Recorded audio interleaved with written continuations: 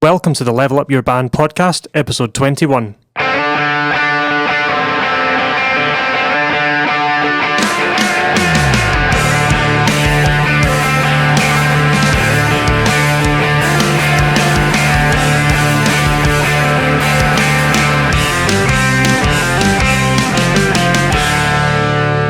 Hello and welcome back to the Level Up Your Band podcast. My name is Gavin Patterson and I have Julian Pombo with me. How you doing, Julian? Hey, yeah, I'm okay. Not bad. I'm actually really excited about this episode. Yeah. This is going to be another good one. So we've got another interview. This is our second interview in the podcast, and I'm going to hand over to Julian to introduce the guest. Okay, so this one's really cool. It's a little different from the last one. So today we're going to have a jazz musician in. Ooh, no. He's one of my pals from uni, Liam Shortall.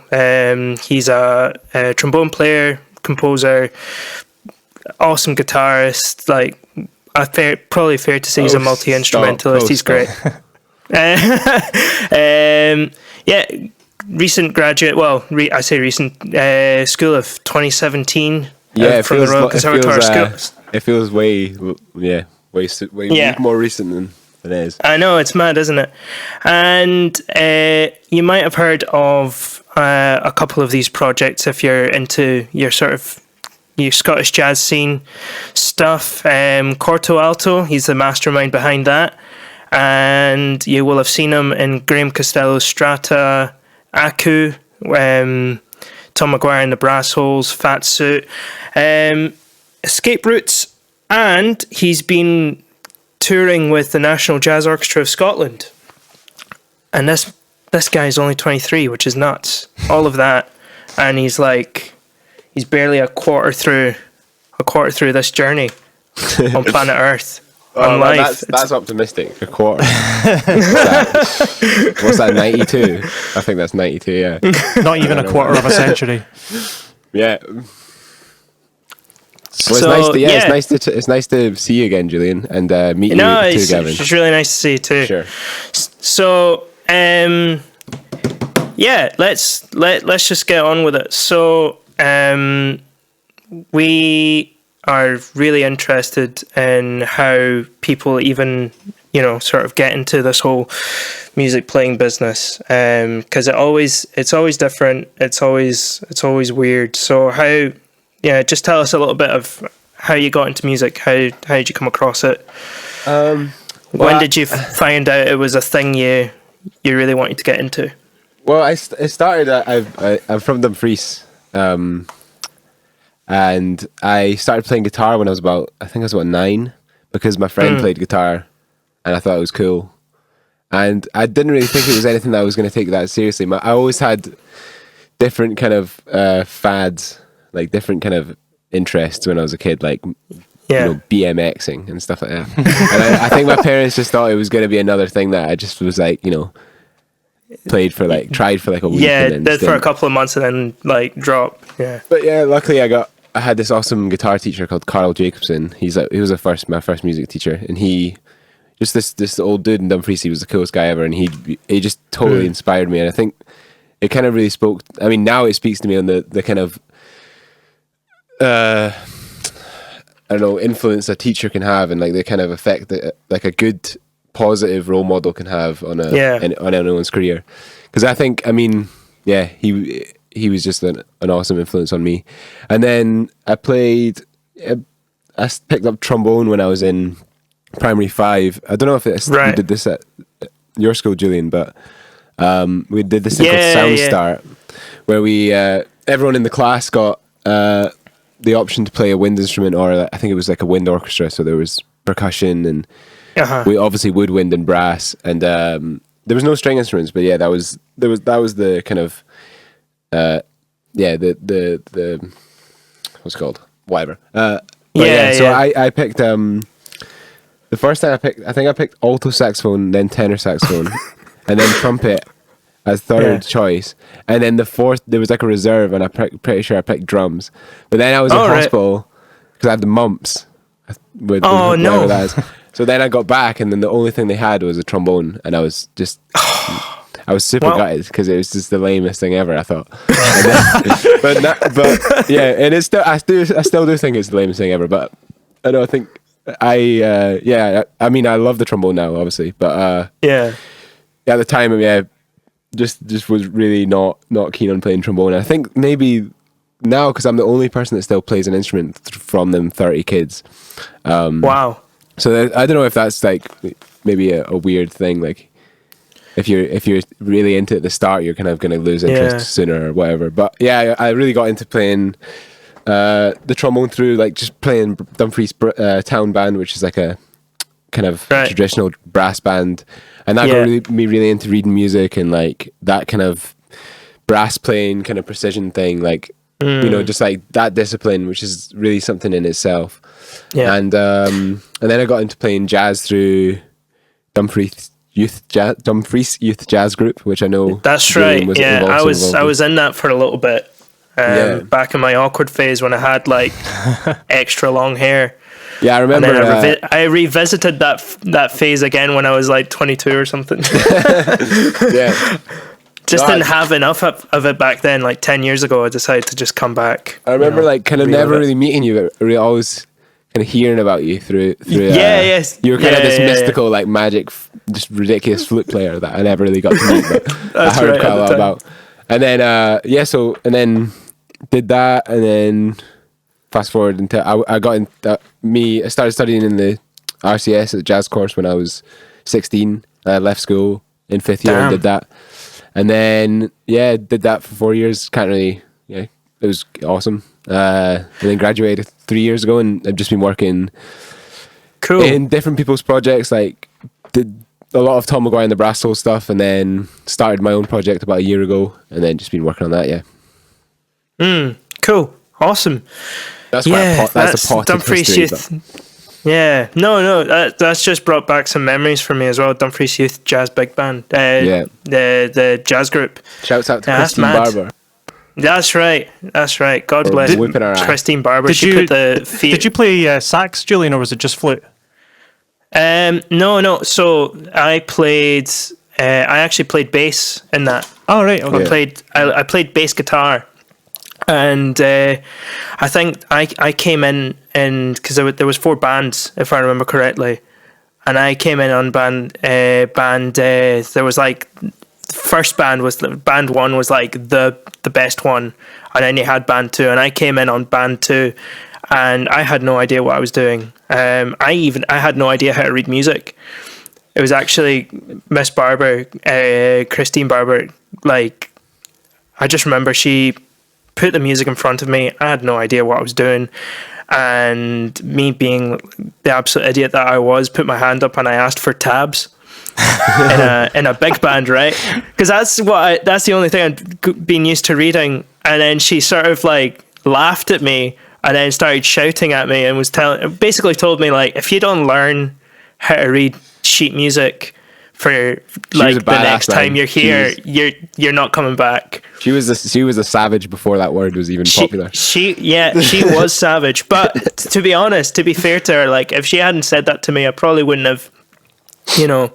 Because I remember like that day I got really sad because I was that kind of kid when I was younger, and then I went back home, and then the next day I was just like practicing bass guitar like furiously, like trying to like learn how to read music, read bass clef. It was insane. But it really also speaks to like the fact that there were 4 big bands of kids playing music in a town like Dumfries it's just so unimaginable now.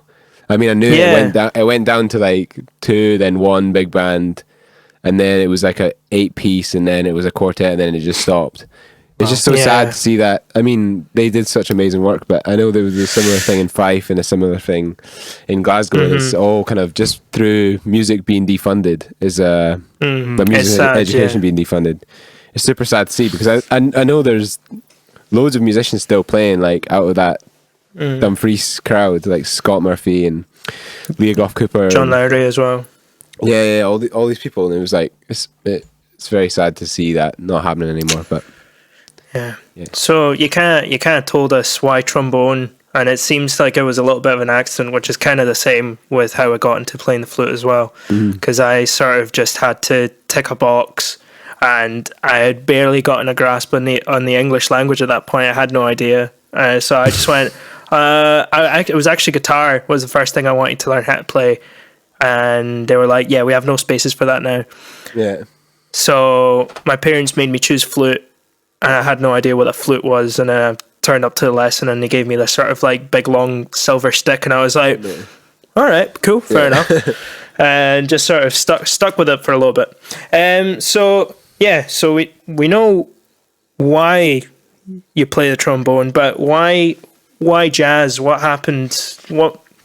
Because I feel like no, it's not. It's not what went wrong, but like hand on the shoulder, just like, yeah, what happened, man? Yeah, it was quite, I don't know, because I used to play in a Dumfries Town Band, which is quite like I say, traditional brass band. Yeah, and then I was also playing in Dumfries Youth Jazz Group, and it was quite a clash of worlds, actually. I mean, not from the jazz perspective, but maybe like the brass.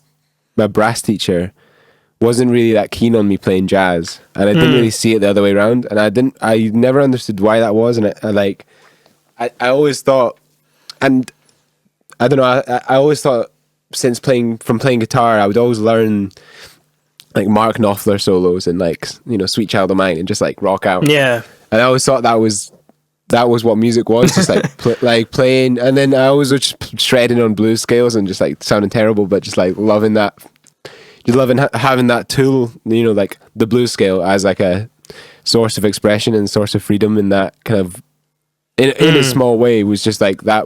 I thought that's what music was, and playing in brass bands is like it's more like a sport than an art. I feel like it's more like there's a discipline to it, and it's really tough to like play with loads of other people and like play in tune and play with the exact same articulation, and that's a thing in itself, which I really enjoyed. But I always found the kind of creative side and like the improvisation and like being expression in the moment kind of more exciting and just, I don't know, more interesting, just because I felt like that's what I'd always done from like playing guitar, like blues guitar.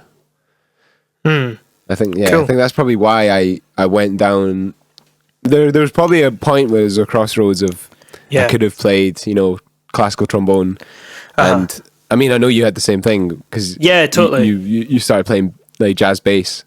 But totally by accident.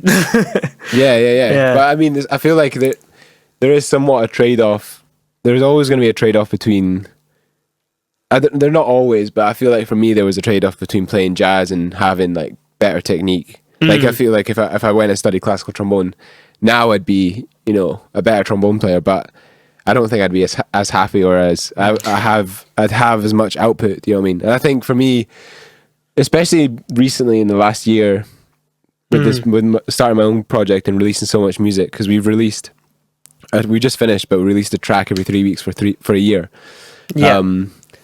And doing that is like, it's really showed me like there's quite a lot of reward in just in releasing music and have people like respond to it, whether it's negative or positive. It's nice to have like just that reactive thing with releasing music, and I feel like you get that a lot more if you have the kind of creative discipline of rather than the I am a robot, I will play this. I will read the sheet music exactly as it is written. Yeah. That's an expression that I'm not really in the jazz scene at all. Well, I've played in big bands and stuff like that for maybe 10 years, but it's not really jazz. It's an expression you hear a lot is, "Oh, is he a brass bander or a jazzer?" And you can, you know what, you can learn a lot by just that just one little phrase. You know a lot about. The type of playing. I don't think it's bad to be a like I listen to some, like there's a guy called Richard Leonard, who's a trombone player in Glasgow. He's a brass bander. I think he would say he was a brass bander. But he's like a killing jazz trombone player as well. And I admire him so much because it's like he's like one of the few people in that scene who's learned the discipline, but also been really interested in jazz, and probably had quite a lot of pushback from his teachers to like not learn jazz. And but he's like got really like a lot of like jazz language, and like really good feel and stuff. And he sounds amazing because he's got both disciplines. But I think the majority of the time it's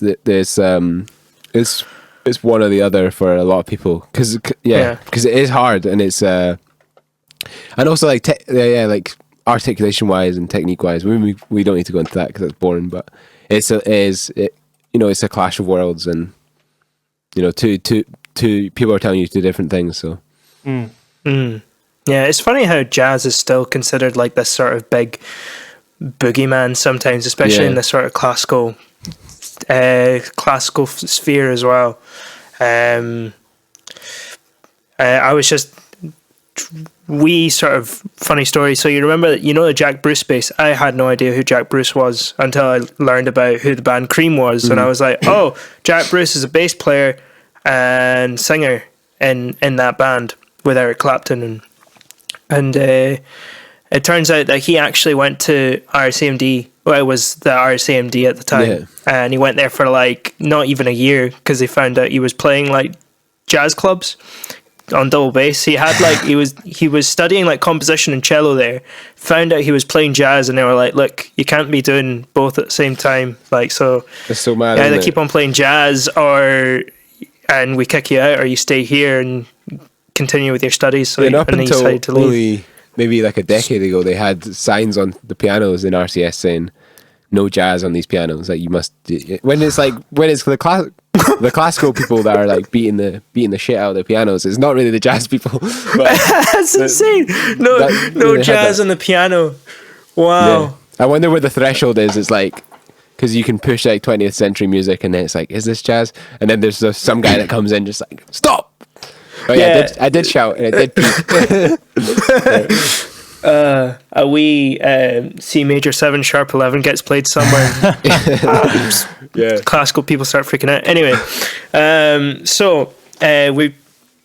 there was almost a really good opportunity there for a segue, but I totally missed it. Corto.alto, that's your main sort of project at the moment, and it's been a really cool project to follow and listen to. So just tell us a little bit about that. How did that start? Yeah, it's weird. I've done a few, like, because we've just approached the last release. I've kind of chatted to a few people about this, and I've kind of been forced to kind of think back and like why I started it. But I think, by the way, I love the title of the last tune. Thanks. Yeah, it kind of ends quite abruptly. I was gonna write a big. I mean, I'll get back to what I was saying, but I was gonna write a big kind of epic. Try and write a big epic ending, but then I thought like it's not the end of it really. It's only kind of, I wanted to end super abruptly so people are not like thinking that's the end of the project, and that's why I kind of called it "Is That It?" because people have been asking like, oh, is that gonna be it, or are you gonna be finished after that? It's like nah. But, no, I guess that's. Sorry, I guess it's the end of like the live from 435 sessions. So that's what you call it. So that project is recorded in my bedroom on Shortall Street. So I kind of started it for a few different. There's a few different reasons like that opportunity kind of arose, and one being that we were playing in my room quite a lot. We were like rehearsing. I was rehearsing with Aku in here quite a lot, and I had a drum kit always set up, and then me and Peru and James and Mateus got together and started playing some of my tunes, and I was like, oh, we should just record these, because it's like, if you live on Shortall Street, you can make noise until like 3 a.m. and well, wait, not now because of lockdown, but usually you can make noise all night, and it's totally cool. And all my neighbors are musicians too, so it's like you don't really get any complaints. So I thought, that's a reason to do it. Yeah. And being surrounded by like loads of, like, just geographically being surrounded by loads of good musicians who I can just call and they can be here in 5 minutes. Like James and Peru live around the corner. Well, they lived around the corner. Yeah. Mateus lives like right next to me. Everyone's super close by. So and my flatmates as well. Tom Spirals, who was on one of the tunes, and he's a jungle MC. So we did this music together.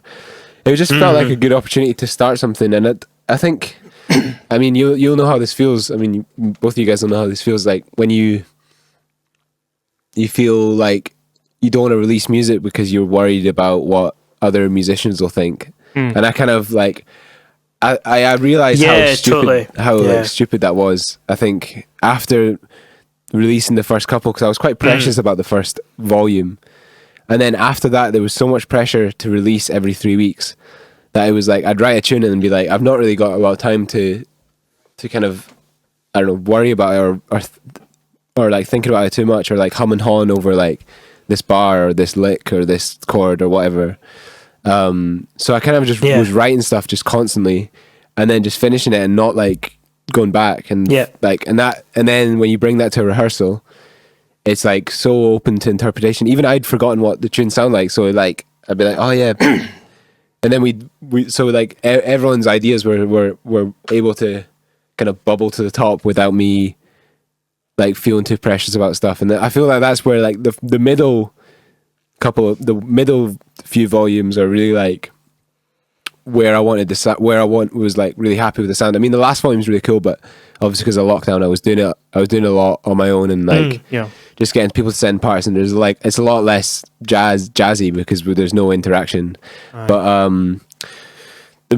so, and I kind of just got over the thought that the fear that other people might not like it, and didn't really stop caring about that. And I think that's probably been the best thing I've got from doing the project, just like, and having that accountability as well, like you're releasing every 3 weeks, and like like sometimes it would be the Wednesday and we'd be releasing every third Friday, and it'd be the Friday coming up, and on the Wednesday I hadn't even written the tune yet, so it's like I'd write it on the Wednesday and then be like, oh, there's no chance I'm going to release it, and then Thursday come, and then everyone comes around and we record something, and then mix it on Thursday night, get it mastered, video edit it, and then it's released on Friday.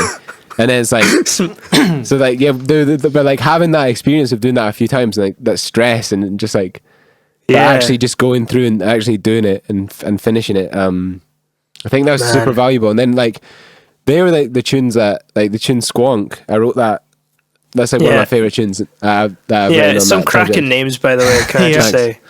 Yeah, that tune is probably one of my favorites, and I wrote it like in a couple hours, and some of the other stuff is just like I spent ages writing it. I just really, really don't like it. So it's like I don't know. It's just surprising because I feel like if you worry about specific things too much rather than writing in kind of a flow state, and you're just writing like you're writing like you're slowly improvising. That's what I kind of I've came to now. Rather than you're going here and then you're going back and then you're going back and forth. I feel like there's so much more freedom for everyone else to interpret it and put their own thing on it. So it's we talk about this quite a lot with the way people release music in the past and the way they do it now, and you seem to be really embracing the sort of release small bits of content constantly all the time, which is the model that everyone seems to be going to at the moment. It seems to be the most in keeping with sort of modern, just where things are technologically. Totally. I think it's like people's attention span are at an all-time low, so it's like, and especially if you're just going to release an album which doesn't have any visual partner, it's like I want to always the kind of plan was to capture people's attention with the videos, and then make everyone a bit different, make it kind of just relatable, and like make it a one-shot video so you feel like you're there, and just like not take it too seriously, not like do it in a moody studio where there's like lights and everyone's wearing like suits and shit. It's like that's just not who I am and who I want, and it just wouldn't suit the music. I feel like having it in my room was like made it way better, just made everyone more comfortable, and I think your room is like a visual marble. Can I just say it's so busy. It's kind of it's kind of cool. I really like that. It's more interesting than like a sort of sterile like studio kind of thing.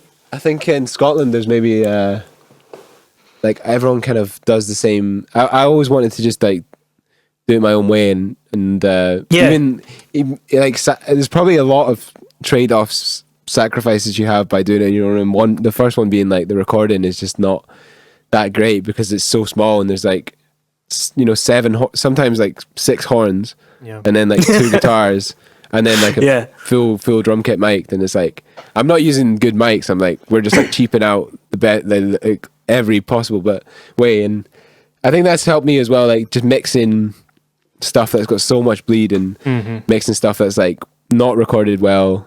I mean, I'm not saying record your stuff terribly, but I think that gives it a certain sound, and it all kind of sounds like it's been in my room. But yeah, I think, sorry, what you were saying about the small kind of parcels of releases rather than huge dropping album. an album that's, you know, 20-track album, that I feel like, it's hard to get people to listen to an album. And now maybe for me it'll be way easier to get people to invest their time, because I mean, you're asking people a lot for them to just sit and listen to your album. So I think with especially if they don't know anything about you and they've not heard any of your music. So I think that was kind of always the thing of, I want to get people interested rather than just drop an album straight away and then have only my mum listen to it. Yep. Although that is completely valuable. I want my mum to listen to my album when it comes out still, but it's weird how things have changed, like in the music scene. Like we talk about how in the old days you would record an entire album, like a 15-20 track album, whatever, and that, you know, you would spend like 3, 4, 5 months on that one thing, release it, and then go on tour to promote the sales of your album. And now it's the opposite. You release music for free to promote your gigs. It's kind of all flipped, and now it's all about like engagement, because as you said, like people's attention spans are like zip, so you're constantly competing with other things for people's attention, and constantly releasing material like once a month or once every 3 weeks in your case. It just keeps you top of mind all the time, and you can build an audience so much faster by releasing really, really good engaging content all the time. And I think the thing about the consistency, not just like releasing maybe a track here and there, but like kind of semi-regularly, but having it like at a strict schedule. I think that's really been something that I never thought was gonna help me, but it's something that surprised me when people are like, "Oh, I can't wait for next Friday." It's like, "Oh, people actually care, and people are actually looking forward to it." So it's like kind of, once you get in that regular momentum, you don't really need to push it that much. You don't really need to remind people that it's in 2 weeks' time, because they know it was last Friday, and they're like, people are like, you know, they've seen that video and then they're kind of expecting the next one. So that was kind of cool as well. It like meant I didn't have to. I thought I was gonna, for every release, was gonna have to spend a week hyping it up, and then like a week after it, like, you know, like really like trying to milk it as much as possible. But I was surprised. It kind of, that took care of itself almost after the first 4 were released, because there's some momentum built up. Yeah, it's a cool thing having that, and it's the reliability of it. I mean, it's like anything. I mean, I would say the TV industry have been doing it for years and years and years. Like, your weekly show is on at this time, and it's only now that the music industry's kind of caught up to doing that, and it's worked for decades. You know, I mean, podcasts. There's another example, like a weekly podcast. We release once a week, Wednesday morning, without fail. So far, it seems to be, it's a good model, and people are really capitalizing on that. It comes part of people's just weekly routine. Like if whoever's listening to this, it might be there, you know, Wednesday. Oh, it's been upgraded, our meeting, yes.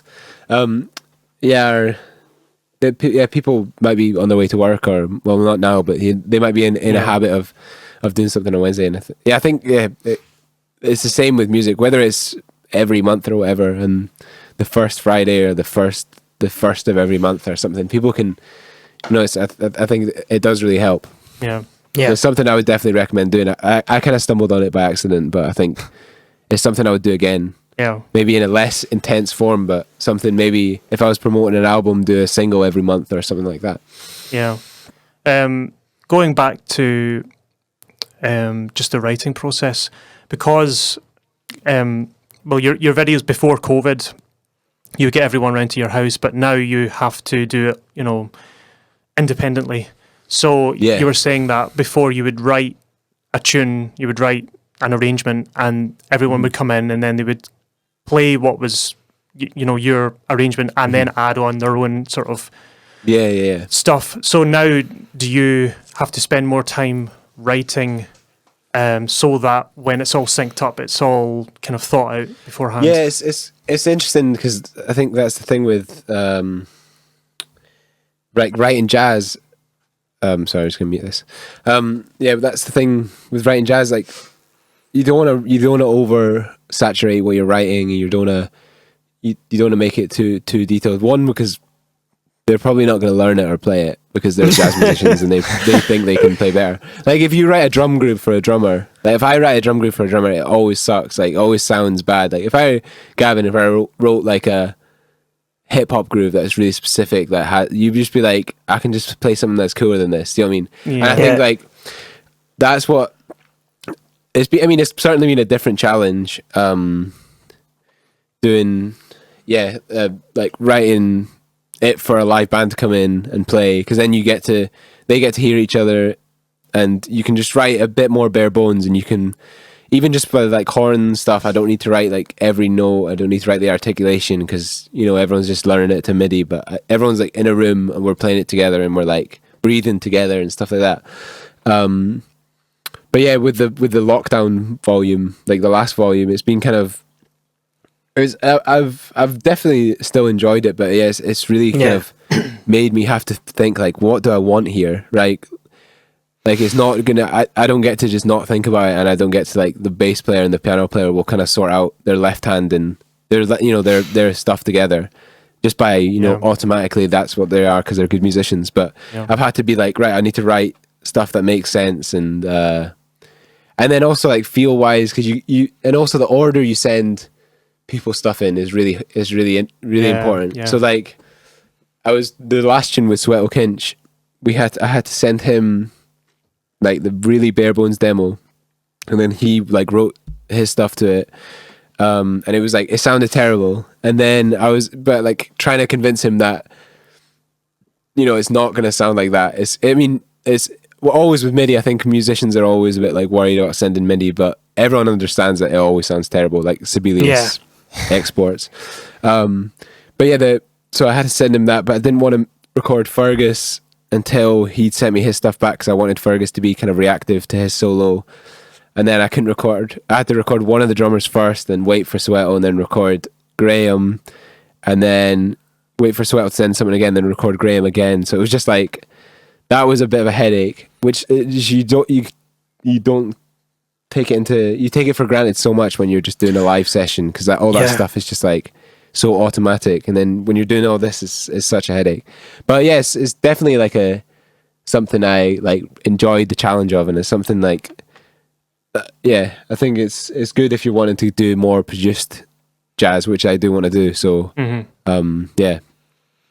it's cool. Like the COVID situation is kind of forcing you to sort of innovate, if you like, just you're doing like a thing a certain way for so long, and then this comes along and you're like, okay, I've got this monthly video I need to bring out, and how am I going to make this happen under the circumstances? And it's pretty cool.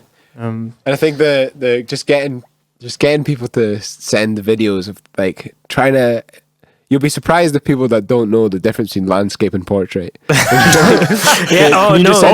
Send a portrait video. We know. Yeah, just make sure the video is good lighting and it's landscape, and then you'll just get someone who sent you a video just like in the dark. It's portrait. just like Johnny Woodham. That's the guy. Do you know he's a trumpet player in he plays with Rex Orange County, but he did a tune, and his video was just so bad that I had to like zoom in and then keyframe everything, because his phone was falling over.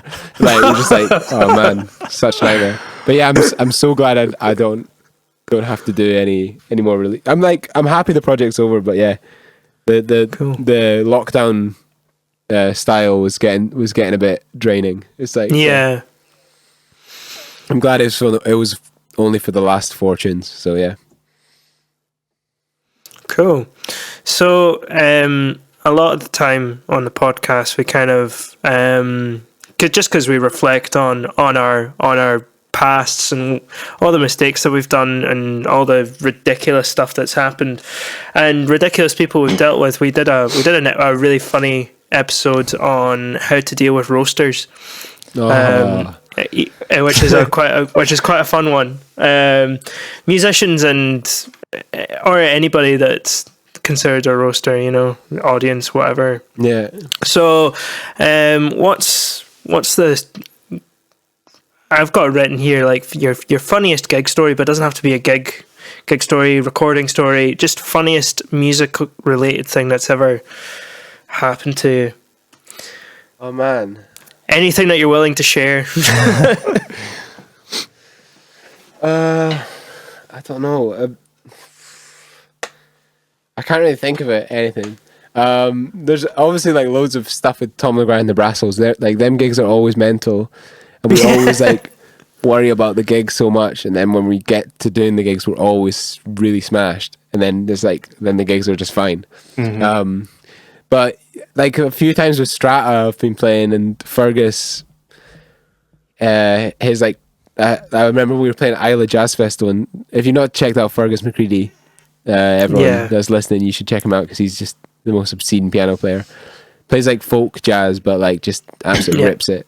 And then, so we were playing at Isla Jazz Festival, and Fergus, like, he doesn't really drink or do anything, but he had like a few whiskeys, and we were playing at this stage in this like town hall where the piano, it was like a upright piano, like quite expensive upright piano. It was like on the edge of the stage, and he was just like playing his solo. Then his solo was like 10 minutes long, and just like smashing the piano, just smashing it. And then I was like, I had to like hold the piano at the other side because it was falling off, and it like the wheels came off the thing, and that was quite mental. Oh my god! I'm trying to think of other. Yeah, he just wasn't realizing. He was just like just kept playing. He was just so into it. Man, I'm sure there is. Just like, I mean, the corto.alto sessions here have always been pretty hilarious, just trying to get people to like actually come into the same room. It's like most of the takes of the live stuff were like probably the first and only take, because we were like just trying to just getting people to like not go to KFC, or like getting people to just like stop smoking cigarettes in my room, and just like getting everyone to just stand there and record and like get their headphones on. Yeah, that's always a mission. Yeah. I can't think of one. Maybe like if I can tell you, like next podcast, you can just tell the story. Yeah. I mean that was a lot of entertaining stuff there. But yeah, it is always really hard. And it's really hard like bossing because we've talked about this before. Like sometimes it can be a bit sort of weird. I don't want to say the word bossing around, but like, telling your friends that are your colleagues as well, like, hey man, can you like do this? Can you do that? Whatever. And just sort of being like authoritative, I guess. Like, not in like a dickish way, but yeah, it's hard. It's definitely but I feel like good musicians know that it's not personal. Like music can never be, I mean, it shouldn't be personal when you're trying to get, I feel like always, I don't know, when the goal should be making the like music sound good, and the most important thing should be the music, and it shouldn't be anyone's ego or anyone's for sure. Anyone's being upset about getting told they're playing something wrong. It's not you're playing something wrong. It's just this is how it should be played. This is how like I want it to be played.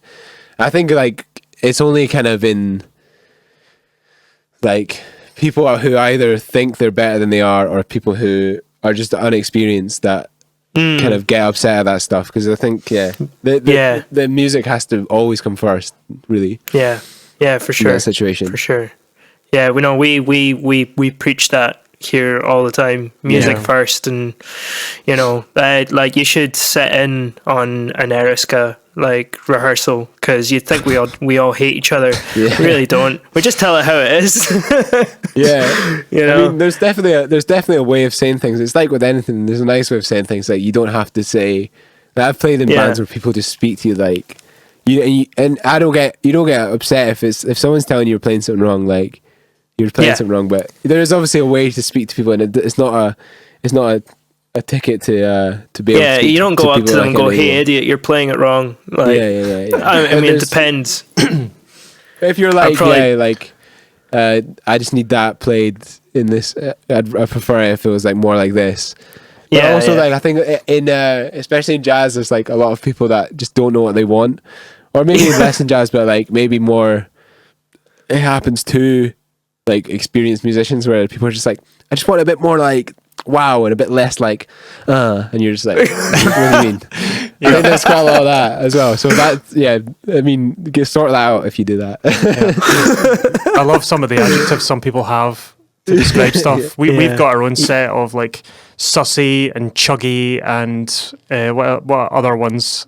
Just we know what it means, but nobody else does. To be honest, it's all alien, pretty much. I think a lot in what happens in jazz with this, like people just they'll tell you to do something, but they'll vibe you out while doing it by like referencing something super obscure. So they'll be like, yeah, quite like more like early Mark Juliana, but like, you know, Mark Juliana times ECM times like Russian waltz. And you're like, cool, man. Yeah, you've just completely vibed me out because I have no idea what any of the things sound like. Like a Latvian Mark Juliana, please. What? Yeah. On the subject of Mark Juliana, I'm so awesome at these segues. Mark Juliana, drummer, right? Yeah. Excellent drummer. Yeah. There we go. You see, I did get a degree in jazz music. I know what I'm talking about. So, who are your favourite musicians? Who do you sort of look up to? Past or present, you know, whatever. Oh man, like since I've graduated, I've listened to less and less jazz, and I think now I'm really into. I really love hip hop producers. I really love Flying Lotus. I love like Knowledge. He's a hip hop producer. I love Anderson .Paak. He's so sick. Jazz musicians. I love Wynton Marsalis. He's like probably one of my favorite jazz musicians. Joshua Redman, Chris Potter. I like quite a lot of horn players, just like ridiculous horn players, like Elliot Mason, trombone player. What have I been listening to recently? I love Hiatus Coyote. They're like my favorite. Like my favorite album ever is probably Choose Your Weapon is probably my favorite album. Yeah.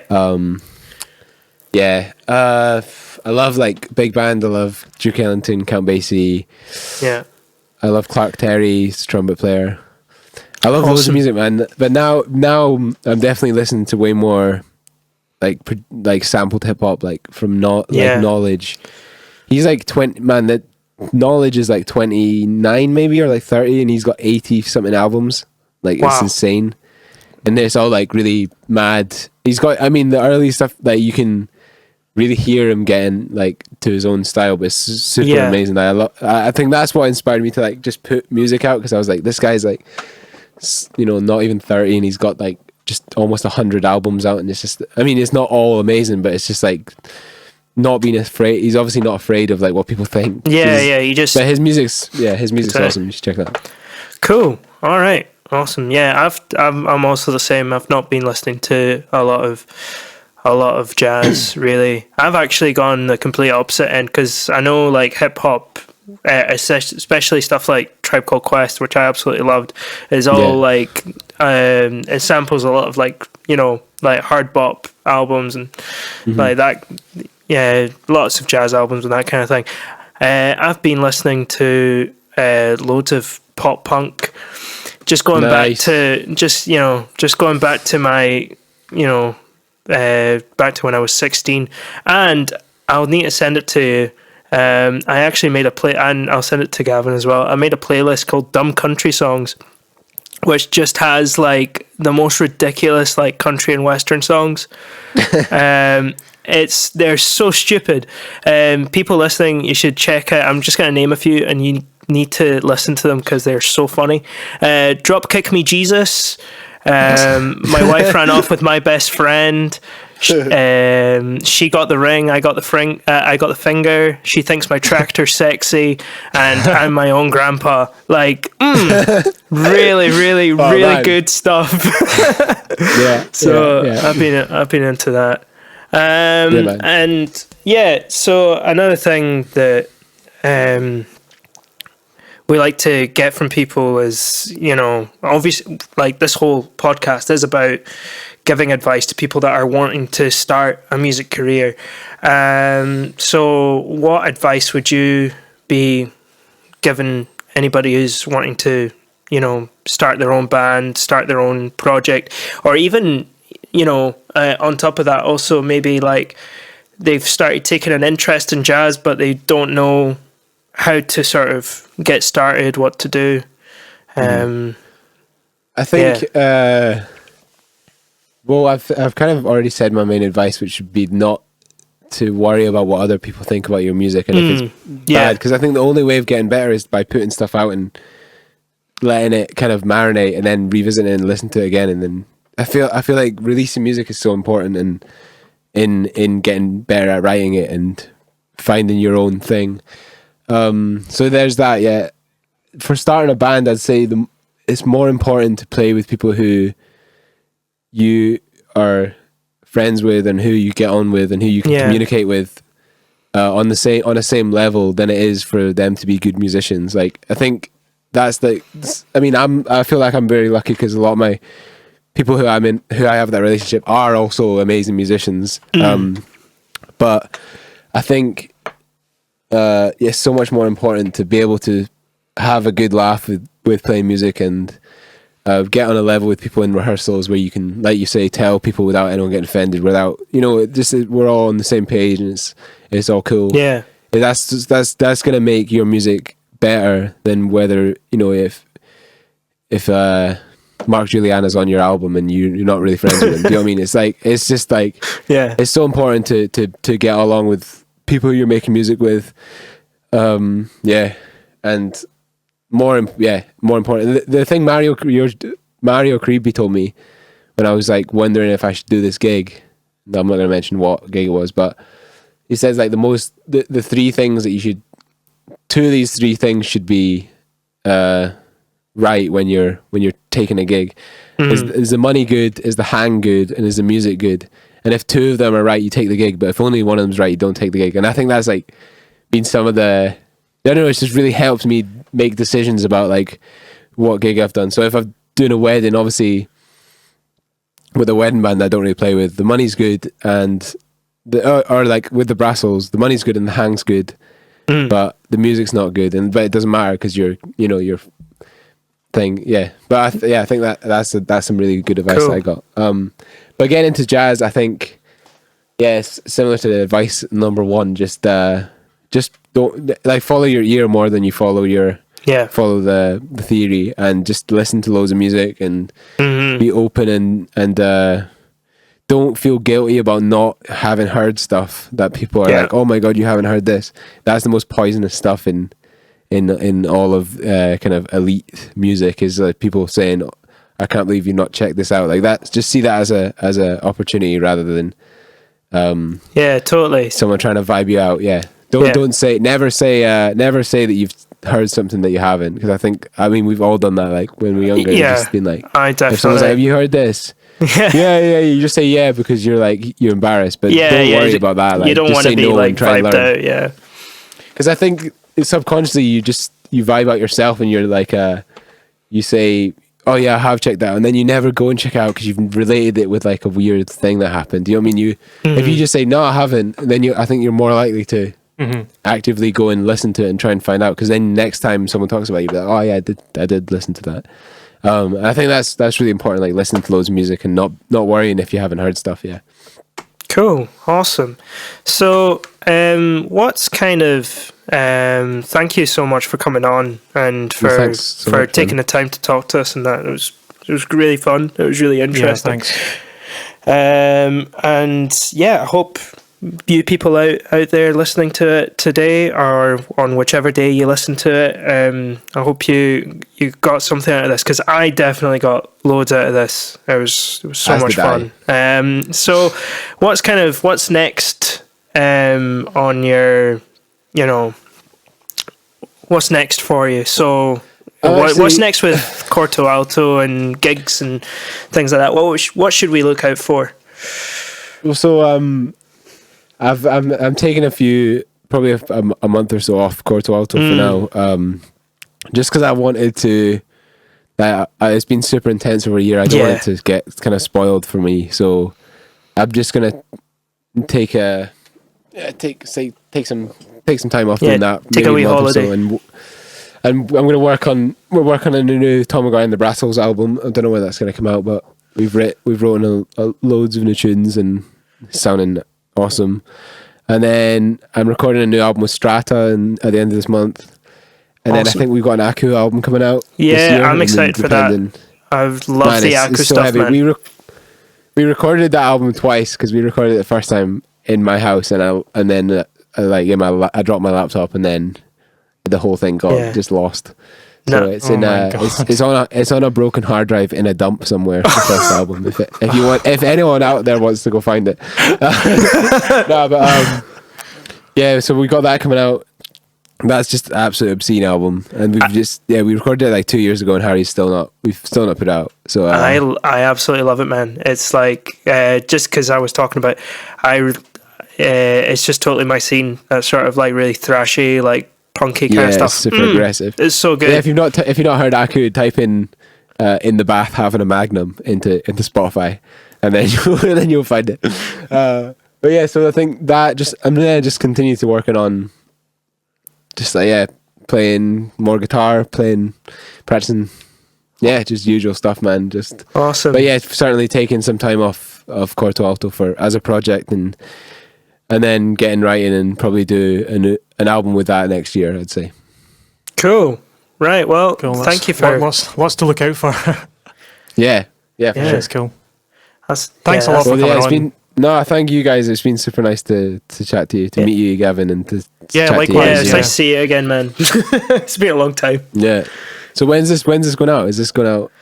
This is episode 21. I think episode 19 is coming out tomorrow. Okay, so it will weeks. be another couple of weeks. And it'll be 2 weeks. If we've not been wiped out by a different pandemic, or a nuclear bomb or something else. Yeah. All right. Well, let's hope this podcast comes out. If you're listening to this, nice one. Well done. You got through another 2 weeks. Unless you're listening to it in an underground bunker somewhere. Yeah. So then you shouldn't be listening to it at all. You should be worrying about other stuff. Yeah, totally. Thanks again for coming on. It was great, and hopefully we'll get to do this again sometime.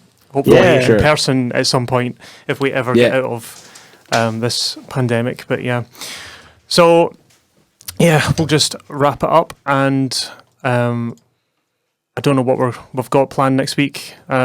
We never know what we've got planned next week. We never know. It's always a surprise. Like a running joke. Who knows? We might have another interview, maybe. Did you get one of your cats, Julian? Yeah, for sure. Do you put the video out too?